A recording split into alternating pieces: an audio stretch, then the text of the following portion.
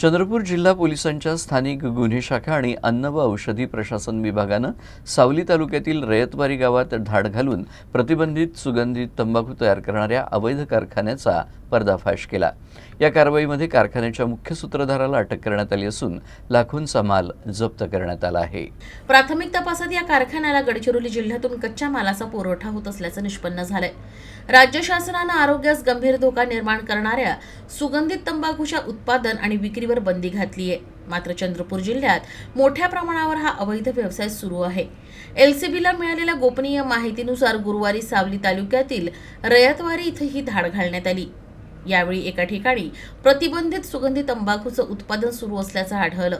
पोलिसांनी घटनास्थळावरून मोठ्या प्रमाणात तयार माल, कच्चा माल, उत्पादनासाठी वापरली जाणारी यंत्र तसंच वाहतुकीसाठी वापरलं जाणारं वाहन जप्त केलं।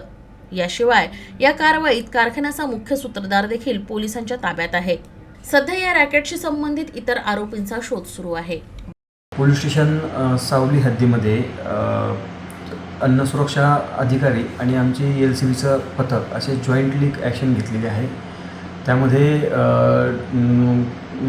तंबाखू आणि दुसरी होला अँड ईगल हुक्का शिशा तंबाखू असं 2 तंबाखू मिक्स करणं आणि त्यानंतर त्याच ठिकाणी डुप्लिकेट पॅकिंग करणं आणि ती विकणं अशा प्रकारची माहिती मिळाली। त्या अनुषंगाने रेड केली असता आम्हाला त्या ठिकाणी होला इलिगल तंबाखू 3 लाख रुपयांची, खुला सुगंधित तंबाखू 147 किलोग्रॅम आणि ते पॅक करण्याचे साहित्य मिळालेलं आहे। त्याचप्रमाणे एक गाडीसुद्धा जप्त केलेली आहे आणि यामध्ये मुख्य आरोपी विजय भीमाजी भांडेकर या आरोपीला अरेस्ट केलेला आहे आणि आणखी एक दुसरा आरोपी निष्पन्न आहे विनय गुप्ता गडचिरोलीचा, त्याला शोधण्यासाठी आमची टीम रवाना झालेली आहे।